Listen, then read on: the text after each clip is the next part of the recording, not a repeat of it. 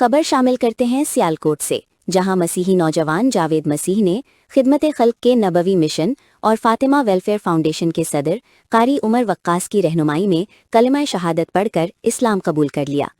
یہ موقع ماں بیٹا شیلٹر ہوم سمبڑیال میں درجنوں افراد کی موجودگی میں پیش آیا۔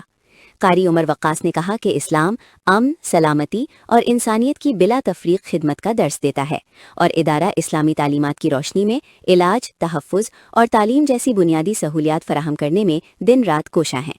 نوجوانوں نے نو مسلم جاوید کو مبارکباد دی اور مٹھائی تقسیم کی۔ اللہ تھوڑا مقدر و نصیب اچھا کرے، ٹھیک ہے جی۔ اللہ تعالیٰ کوئی عدد پڑھائیں گے انشاءاللہ۔